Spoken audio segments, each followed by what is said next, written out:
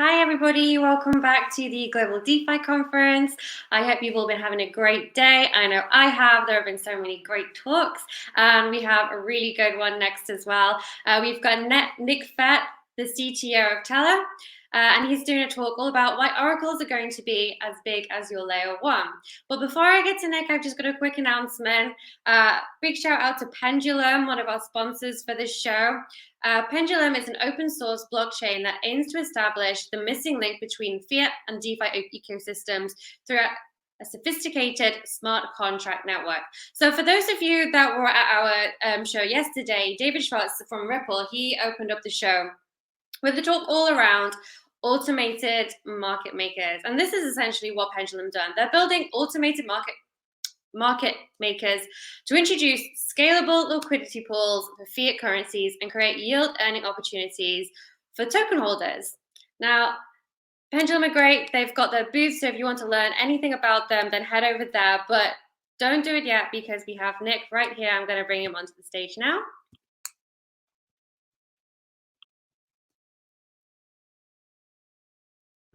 Okay, turn on.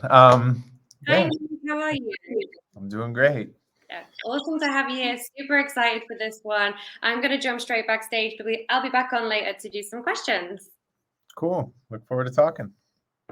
All right. Thanks everyone for being here. I'm super excited about this one.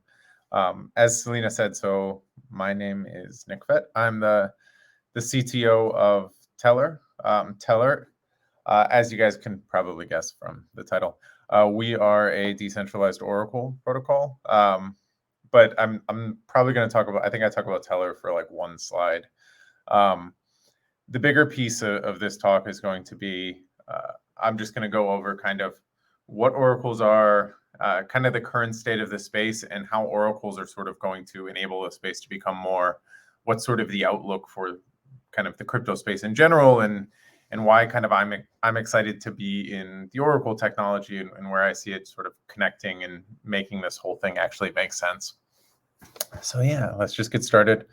Don't know how to answer questions or anything, but I'm still trying to figure this out. But anyway, all right. So first, what are oracles? So I'm sure most of you guys are pretty familiar with smart contracts at the moment, but they actually can't read APIs. So just due to the fact that you have to be able to verify smart contracts anytime. So if I run an Ethereum smart contract today and you run it tomorrow, if it calls, say, the price of Bitcoin on Coinbase via their API, well, it's going to return different values and all of the bytecodes aren't going to verify. So they actually can't call APIs. You need somebody to input a specific number into that function at the time of running it. And that's basically what an oracle is. Who gets to put in that function since you can't do it programmatically. Now, as in our example, so let's say we have a smart contract and we're betting on the price of Bitcoin. We need somebody to input the price of Bitcoin. We could just have Selena do it, very trustworthy. However, that's just one person. Something could happen to her. She could, maybe be held hostage. It wouldn't be a good thing. It's very centralized. Another option for an oracle could be a multi-sig contract. So you could just have, we could randomly pick 3 of you and 2 of 3, or, Maker, for instance, for the longest time, it was just 15 signers in a multi-sig, and that's your oracle. That works. Another thing you can do is you can have, say, a delegated proof of stake system. So, you have people who stake and then they're allowed to vote on what the Bitcoin price is or what we should input. Basically, as you can tell, it's just any method for forming consensus around an input. How do we know when something's input? And it's kind of simple, but it's, as you guys know, kind of forming these methods for consensus or sort of on-chain governance in a lot of ways, it's very, very hard. So, okay, so what are oracles used for in the space? The big thing at the moment that you guys, even in my example, the big thing is it's just going to be price feeds. So if you have a stable coin, if you collateralize something with ETH, then you need an ETH US dollar feed to make a stable coin. So most stable coins, most algorithmic stablecoins have these. Also, any sort of derivative product, so betting on the price of Bitcoin, betting on the price of Apple stock. This is mainly what a lot of these oracles are used for. But there's a lot more. So any sort of prediction markets, who is the president of France, you know, what's the weather in Zimbabwe, anything. Those also use oracles. It's off-chain information. Also insurance, weather, crop insurance, classic. But the last two are kind of what I want to focus on, because the first three are currently being done. We all know that DeFi is going to be huge. This is the Global DeFi Conference. But also there's this multi-chain world, and that's what we're going to talk about a lot today. So oracles are used for bridges. Basically, if you have Bitcoin and you have Ethereum, the Bitcoin chain to Ethereum might as well be the API on Coinbase. It is off-chain. It is information that you are not privy to. So you need an oracle to go and grab that information. So any sort of cross-chain AMM, any other EVM, any other L1, these are all things that if you want to talk to them, you're going to need an oracle. So gets me to my next slide, which is kind of, what's the problem with all blockchain at the moment? We all sort of know blockchains don't scale. So this is the classic scalability trilemma. If you have, there's 3 points. You can either be decentralized, secure, or fast. You cannot be all three. We all sort of realize that with L1s, if somebody comes and they're like, hey, we're the most decentralized chain out here and we do 10 million transactions per second, everyone will just go like, yeah, right, you're full of shit. We all know that they don't scale. And the problem with this is that it's sort of led to these different chains. And that's where we're at now. So what are the solutions to blockchain scaling? The first two, so you can have kind of sharding / computer science breakthroughs. So, you could actually try and solve scaling. So, we've obviously solved it a little bit in some ways since Bitcoin. But those are rare. Those are really, really hard to do. The second one, you can move within the trilemma. So you can make some trade-offs. And this is usually where the different chains differ in a lot of ways. It's where you make a trade-off. A lot of times, you'll say, hey, we're going to take away some decentralization. This is like Solana.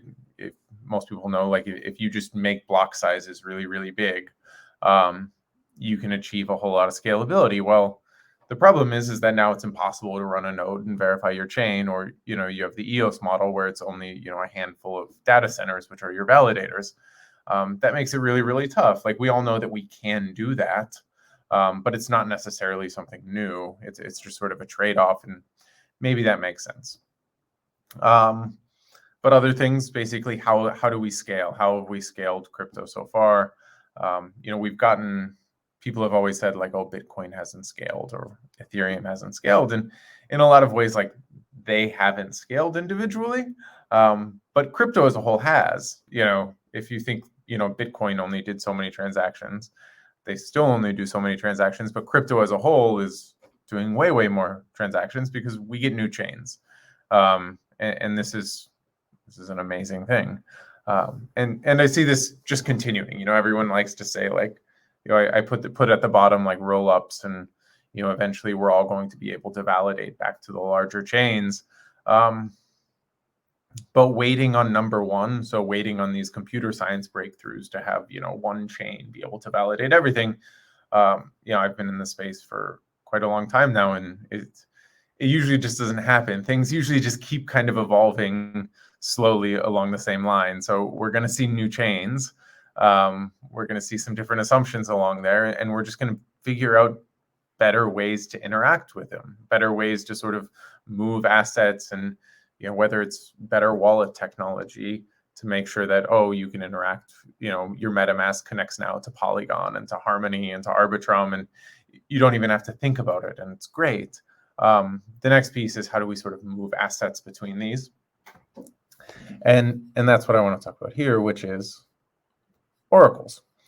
So first, kind of what are the problems with this distinct chain? So if you have all of these multiple chains, like why do we really care? And what do we need oracles to do in order to actually solve a problem?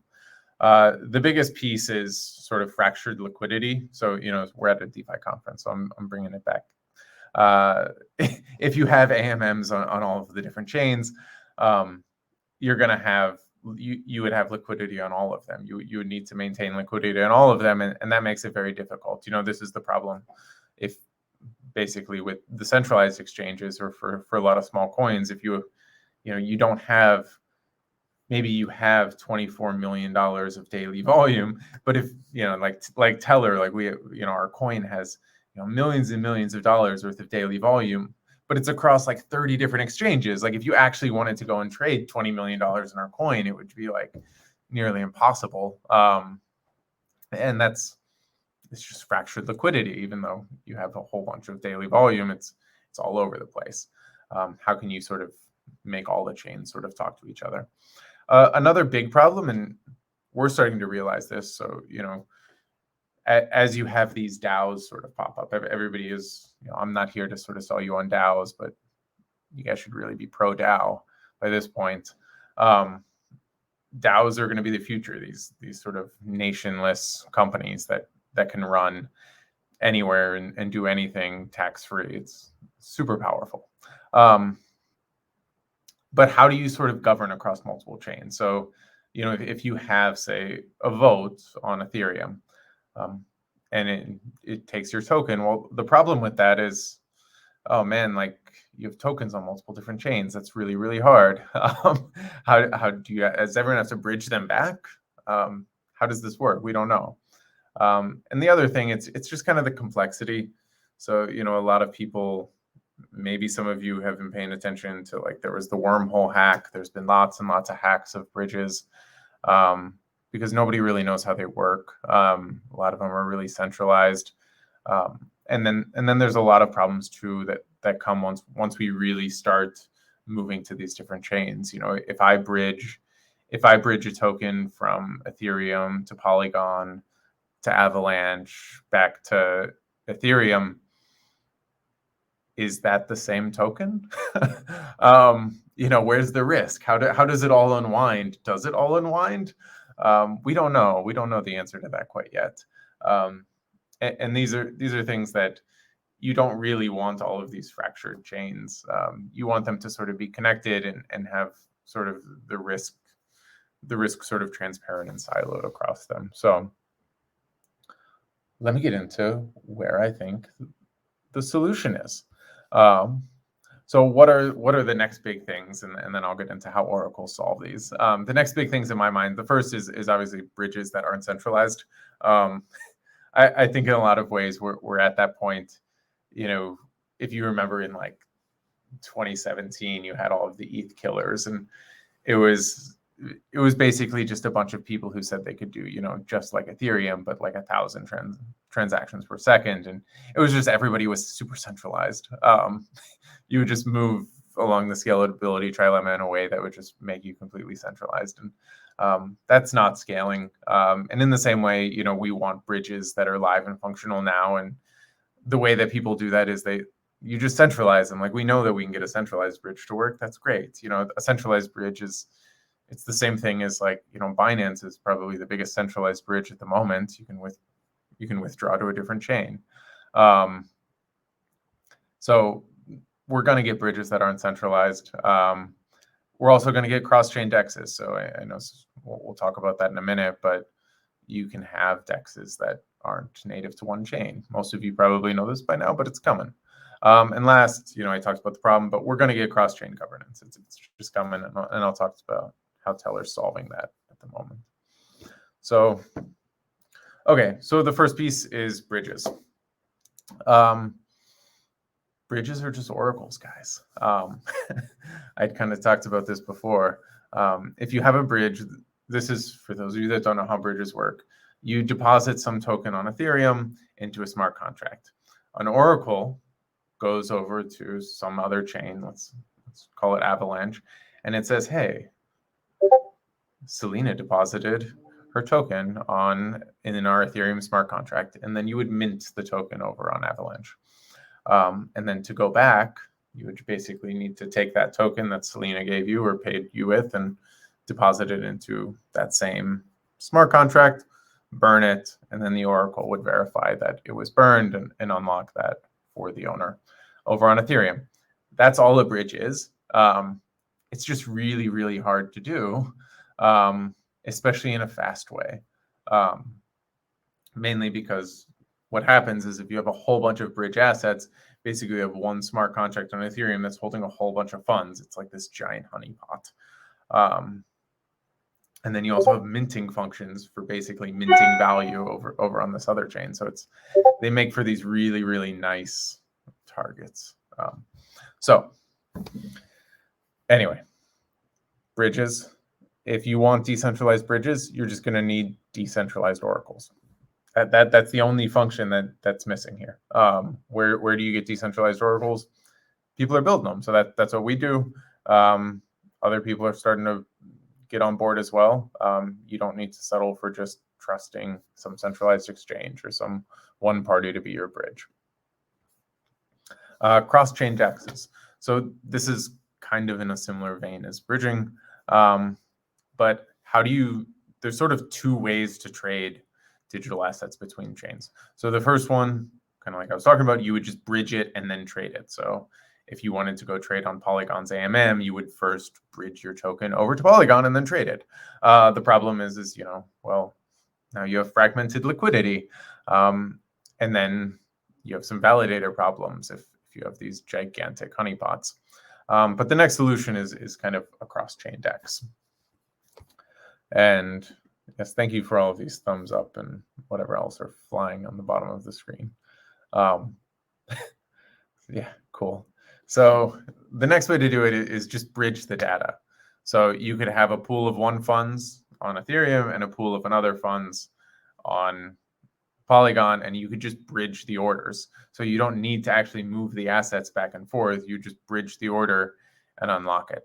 And now basically you would have single-sided liquidity pools on each chains, and then you just have the oracles pass them back and forth. So I put here, there's some examples of these already up and running. So what does it take for these things to sort of scale and move forward? And it's basically just more decentralized oracles. It all just gets back to the oracle problem in a lot of ways. It's basically most of these cross-chain DEXs at the moment, they're rather simple like AMM contracts, but the harder part and the security part is building a robust decentralized oracle network. And most of them would rather, basically just centralize it for the moment, and then that way you can sort of get up and running rather than actually trying to decentralize it and build it out that way. But yeah, so once you get decentralized oracles, these things become almost trivial.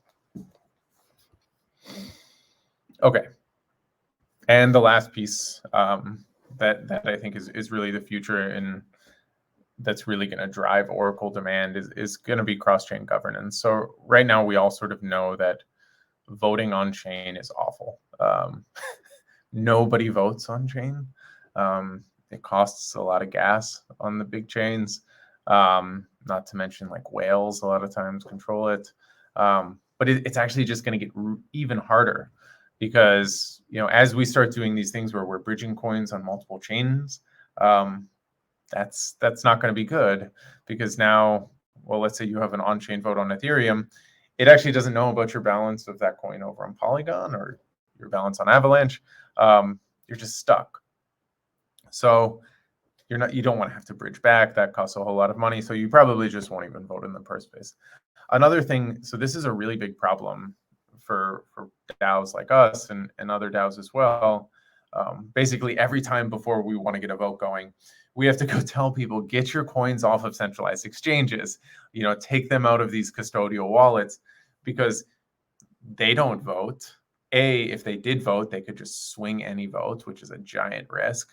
But they don't vote anyway, which is awful. And the people, it would be really nice. I don't know, even if a custodian was holding your coin, if we could still identify it that it's your coin, and you could vote on behalf of holding your coin. And this would actually be really, really easy to do. So if any of you have actually deposited money onto Coinbase, a lot of times, like, you have your own address there. So if you have your own address there, it would actually be really simple for them to put some metadata on that address that would say, hey, this address belongs to this person, or this MetaMask address you could even put. And then so now all of a sudden, now we can link up, hey, my coins are on Coinbase, but I actually own them. That would be really cool. You could do it in a decentralized way. And then how would oracles work here? Well, let's say you have that on-chain vote as Ethereum. Now, rather than you basically just signing with your your coins as, these are my coins on Ethereum, you would go off-chain to a service like Snapshot, and they would be able to calculate off-chain. Okay, he has this many coins on Polygon, this many coins on Avalanche, this many coins on Coinbase, and we can add them all up, and this many on Ethereum. We add them all up, and we could just put that value on chain. Or we could add up all of those and the result and just put that result on chain. And this is actually something, so this is like an obvious shill for a project we currently are working on with Snapshot. So Snapshot is one of these services that actually calculates off-chain votes for you, and then we'll submit them on chain. You can do this. You can vote on one chain with your balance on other chains. This is super cool. And then if we can get exchanges on board to actually sort of identify in some sort of non-easy for them to censor way, you could easily vote with all of your coins on an exchange. And, if you could vote for free with all of your coins on any platform, now all of a sudden people might actually want to vote, and it wouldn't even be hard to get people to vote. It would be super simple, because all you would have to do is just sign a message. So, all right. So that, hopefully I gave you guys a great rundown of where I see the space going. Basically, we just need some decentralized oracles. So what are decentralized oracles? Who are they at the moment? Basically, current oracles, the biggest competitor for Tellor, I always tell people, it's just centralized oracles. The vast majority of these bridges and all of these pieces doing oracles, they're just multi-sigs. Trying to get people like you guys to care, to say, hey, we don't want to use protocols that just use multi-sigs. It'll, as we go into a bear market, they'll probably get hacked or rugged. So try and run away from those. But future use cases are always decentralized. If you look at the winners from any past cycle, it's the people that are actually decentralized and don't sacrifice on that front that are the ones that win. So, if way back in the day, it was private blockchain or public blockchain, and everyone, back in my world, I used to be a regulator here in the US. People were saying, oh, private blockchains are totally going to be the winner. And, nobody uses a private blockchain. You're like shunned if you even say those words. Same, you move forward to like EOS or any of these other centralized competitor Ethereum killers back from years ago. None of them win. They all sort of get washed away. And you're just going to see this trend continue. The people who are actually decentralized, who don't sort of sell out to try and get some buzz and small time usage, these are going to be the people that win. And we sort of have that same philosophy with oracles. So I know I'm kind of running up on time, so just a couple more slides. So to kind of sum up, like, why oracles will be bigger than your L1, I have to do this. So we're getting more chains. So this is the rundown. More chains are coming. They're not going to stop. We're not moving to one chain. More chains means you're going to need more Oracle usage, because people are going to want to connect these things. More security is going to be needed. So basically more value. So if you assume that each of these cycles is going to get bigger, there's going to be more and more value locked up. So that means you're going to need more and more value in your oracles to protect. And lastly, if you have more on-chain activity, more voting, you have more people wanting to participate in, whether it's DAOs, whether it's, LPing on different chains, you're going to need more Oracle usage. Basically, you can think of oracles as these, off-chain computers that move these things from chain to chain. So, And kind of my last slide, I'm gonna tell you guys how Tellor works. So how would a decentralized oracle work? This is obviously the Tellor model. There are some other ones you can use, but this one's pretty good. Any one of you can come and you can be what's called a reporter on Tellor. So you simply stake some of our tokens. Not too many, just 100 of them on, we'll say we're up on any EVM chain. You can go, for instance, on Polygon. You can stake some of our tokens, and then you can report any data on chain. So Selena could come and she could say, "Hey, I'll pay $5 to whoever puts the price of Bitcoin US dollar on chain," and whoever staked can then go and it basically becomes a race. There's actually a lot of MEV going on with Tellor right now. It becomes a race to see who can put the price of Bitcoin on chain fastest for that $5. Once it's on chain, anybody can check or dispute it. So they can say, "Hey, did that reporter lie?" Most likely they didn't lie. They would, because they know what's going to happen. But anyone, so Selena, you, me, any of the other reporters would check, okay, that's an actual valid price of Bitcoin. If it's not, you pay a small fee and you dispute it. It goes to a 2-day vote of token holders to determine if it's a valid price or not. And that's super simple. Anybody can participate. It's crypto economically secure. And you, as a reporter, or you as a user, let's say, even if somebody gets disputed, somebody else would just put it on chain again for the $5. It's not like it would be any skin off of your back. And it's just a nice, simple way that it can work. And this sort of model to where anybody can participate, where we don't have to approve your data. We can do any kind of data. We can do it on any network. As long as you're willing to pay for some reporter to put it on chain and risk getting slashed, you can get the data.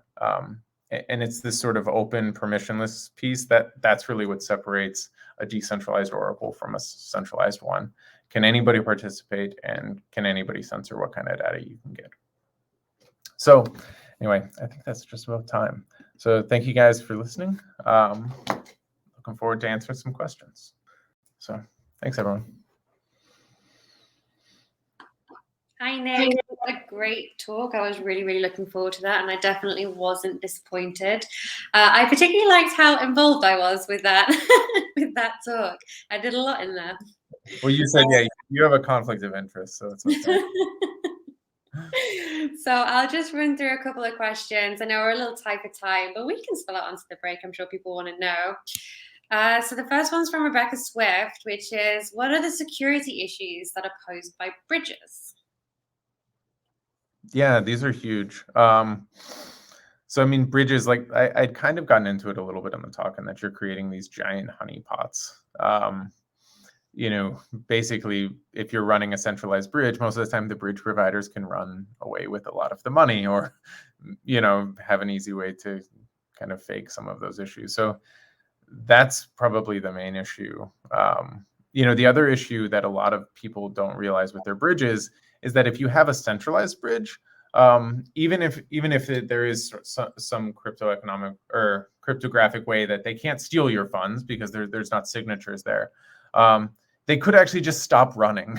So this is a big Oracle problem too. If whoever your Oracle is, if it's a centralized Oracle and they die or their servers go offline, you actually just can't move your coins back and forth. So you don't get your data. So the censorship issue, even if they can't just outright steal your coins or there's security issues, the fact that they might just be able to censor you is huge.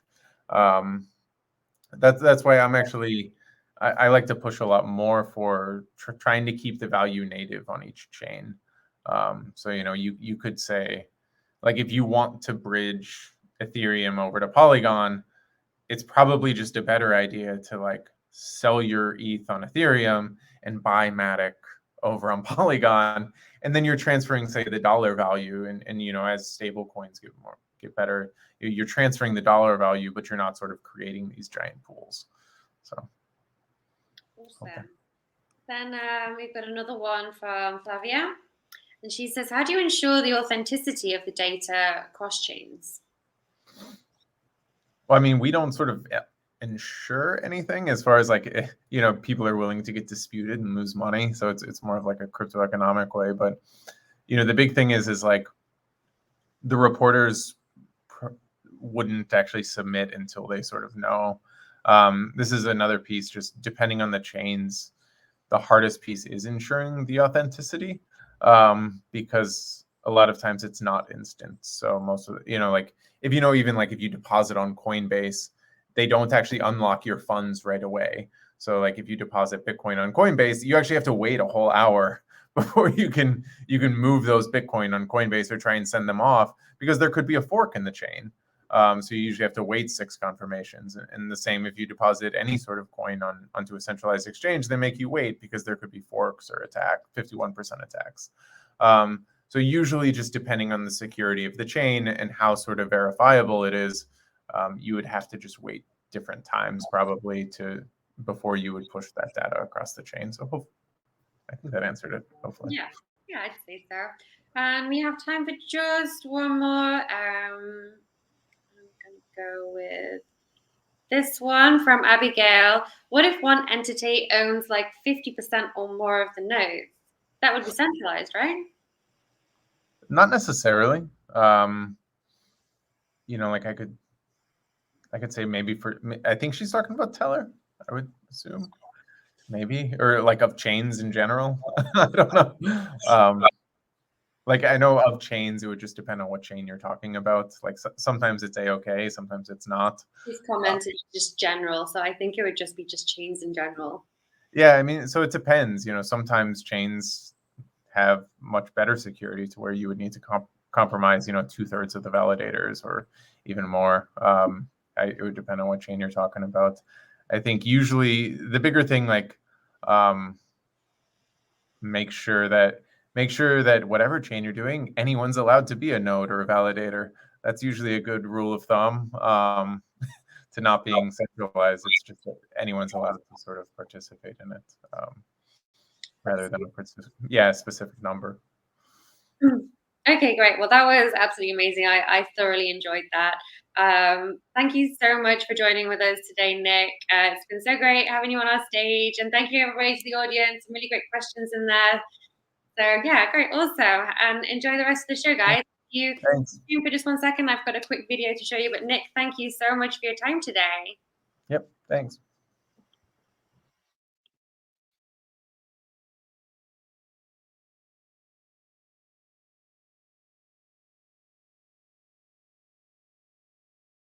Miles here from the Tech Circus team. Just wanted to dive in to say, I hope you're really enjoying the content so far today at the Global DeFi Conference. And before we head off to the break, where I'm sure you'll be getting involved in all the exciting networking, to remind you about our next event on the horizon, the Global NFT Summit. Last year, this took place online with over 3,500 attendees registering to learn about the past and future of this technology, and to really look at the industry applications beyond the speculation for NFTs in industry and in our day-to-day lives. Whilst online last year, we are also introducing an in-person component this year. And if you're interested in registering your interest for either event, you can actually do so in the booth, over in the booth area of the Global DeFi Conference today. So head over there after this in the break to check that out. Here at Tech Circus, we're really trying to go beyond just one standalone event that you attend. And our goal really is to introduce a global Web3 community centered around education, progressing the industry through professional networking. Here at Tech Circus, we're focused on bringing the world together around the future of Web 3.0. And that's through the Tech Unchained community that we are scaling. So in addition to all of the educational networking events that we're bringing to you through very much experiences like the Global DeFi Conference today or the NFT Summit that I mentioned previously, we are building a Tech Unchained Discord and Telegram, which will have lots of specialized discussions within it, meaning that you can engage with the peers around the specific areas you're interested in. We'll be bringing Ask Me Anything sessions, talks, workshops, and more into this community. And something that we're really focused on doing is scaling your loyalty with us within that community. You will receive a proof of attendance token for every conference that you attend or have attended previously. And this will all be fed into your access within that community. This is the Tech Circus. It's a series of NFTs which depict different technology-oriented circus artists in the middle of their craft. It's a bit of fun, an opportunity for you to share your advocacy for the Tech Unchained community, but it'll also be attributed with some exciting benefits. As a holder of a Tech Circus NFT, you'll receive a golden ticket to all online content and a +1 to bring a friend. The rarity of the NFT that you're distributed will also give you a discount on future tickets in the in-person events and access to a VIP networking area at these in-person conferences. This will be an opportunity to meet speakers and partners in a more intimate setting. And also you'll receive an exclusive community channel access with talks, discussions, and workshops not available to those without the NFT. Along the roadmap, we will be introducing fun, exclusive meetups for NFT holders, collaborative projects, and future spaces in the metaverse for you to collaborate with each other. You'll receive voting rights on content and community and exclusive giveaways by Tech Circus partners. The NFT drop will be launched at our Global NFT Summit later this year. So once again, please do register your interest over in the booth so that we can ensure you are made aware as soon as we have an introduction for the NFT drop. Thanks so much for listening and enjoy the break.